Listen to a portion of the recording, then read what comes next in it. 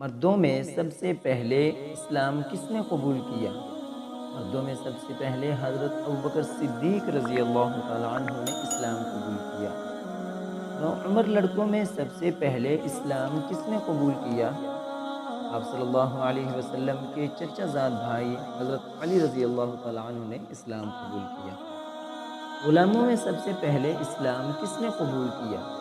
حضرت خدیجہ رضی اللہ تعالیٰ عنہ کی آزاد کردہ غلام حضرت زید بن حارثہ رضی اللہ تعالیٰ عنہ نے اسلام قبول کیا۔ عورتوں میں سب سے پہلے کس نے اسلام قبول کیا؟ عورتوں میں سب سے پہلے حضرت خدیجہ رضی اللہ تعالیٰ عنہ نے اسلام قبول کیا۔ آپ صلی اللہ علیہ وسلم نے کھلم کھلا دعوت و تبلیغ شروع کی تو سب سے پہلے کس نے مخالفت کی؟ آپ صلی اللہ علیہ وسلم کے چچا ابو لہب عبد العزہ نے سب سے پہلے مخالفت کی۔ آپ صلی اللہ علیہ وسلم نے سب سے پہلے کہاں کھڑے ہو کر اسلام کی دعوت دی؟ آپ صلی اللہ علیہ وسلم نے کوہ صفا پر چڑھ کر سب سے پہلے اسلام کی طرف بلایا۔ آپ صلی اللہ علیہ وسلم کی دعوت کو روکنے کے لیے قریش نے کیا کیا حربے استعمال کیے؟ آپ صلی اللہ علیہ وسلم کی دعوت کو روکنے کے لیے ہنسی، مذاق، ٹھٹھا، بہتان، الزام تراشی، مار پیٹ، ظلم و زیادتی، قتل کی سازش، سماجی بائیکاٹ وغیرہ کیا۔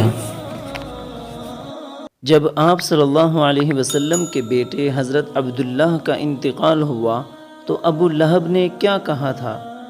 ابو لہب نے کہا تھا کہ محمد صلی اللہ علیہ وسلم نعوذ باللہ ابتر ہو گئے ہیں۔ وہ کون سا گروہ ہے جو آپ صلی اللہ علیہ وسلم کو گھر کے اندر اذیت دیا کرتا تھا؟ ابو لہب، حکم بن ابی العاص بن امیہ، عقبہ بن ابی معیط، عدی بن حمراء ثقفی، ابن الاسدہ حضلی، یہ سب آپ صلی اللہ علیہ وسلم کو اذیت دیا کرتے تھے اور پڑوسی بھی تھے۔ حالت سجدہ میں کس نے آپ صلی اللہ علیہ وسلم پر اوجڑی ڈالی؟ عقبہ بن ابی معیط نے۔ آپ صلی اللہ علیہ وسلم کی پیٹھ سے کس نے اوجڑی ہٹائی؟ آپ صلی اللہ علیہ وسلم کی بیٹی حضرت فاطمہ رضی اللہ تعالی عنہا نے۔ جب آپ صلی اللہ علیہ وسلم پر اوجڑی ڈالی گئی تو آپ نے کن لوگوں کے خلاف بد دعا کی؟ آپ صلی اللہ علیہ وسلم نے ابو جہل، عتبہ بن ربیعہ، شیبہ بن ربیعہ، ولید بن عتبہ، امیہ بن خلف اور عقبہ بن ابی معیط کے خلاف بد دعا کی۔